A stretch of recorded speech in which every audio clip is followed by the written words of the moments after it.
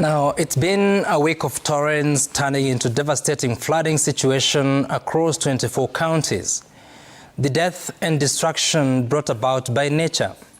The images of distraught mothers, fathers wading in the water striving to salvage the little they could, and the innocent faces of children going on with their play, as if oblivious of what has befallen what they previously called home.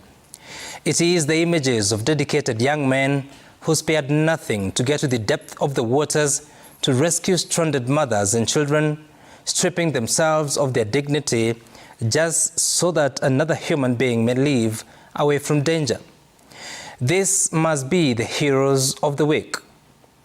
Now, as we grapple to understand just what is happening in the current phenomenon, the Kenya Meteorological Department warned the country to expect more than normal rainfall.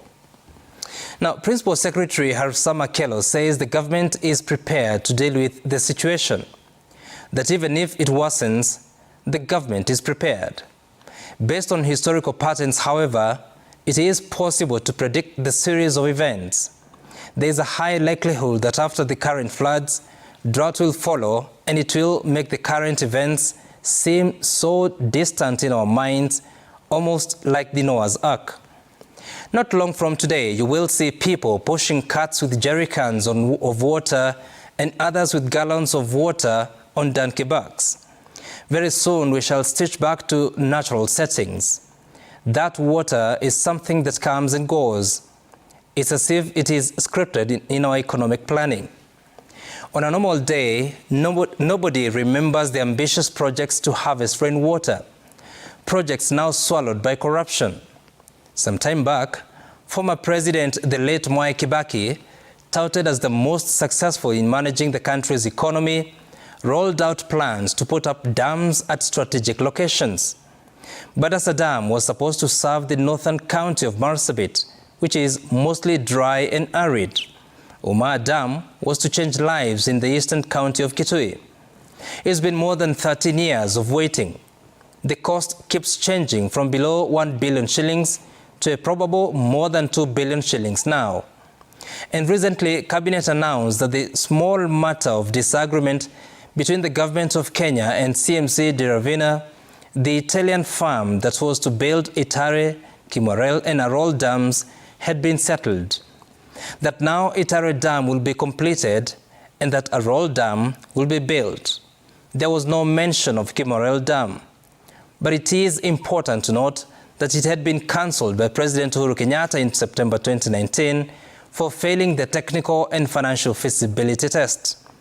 The irony is that despite the ambitious dams plans, results appear to have gone with the floods.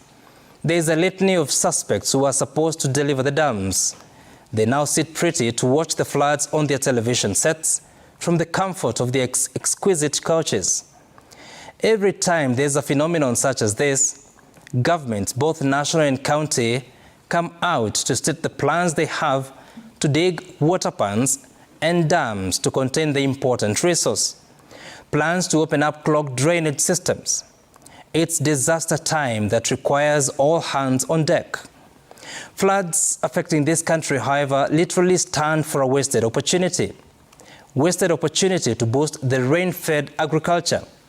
And maybe we need to rewrite that to raindrops-fed agriculture, because our strategy seems to start and end with that fall of raindrops from the clouds to the shamba. We haven't seen the wisdom of collecting the water. We have let it run in different directions. For those in the western part of the country, your raindrops drain away to Lake Victoria. And for the eastern half of the country, Athi River, Tana River, and the main dry riverbeds that flow to the eastern lowlands drain their contents into a place that doesn't need an extra drop of water, and that is the Indian Ocean.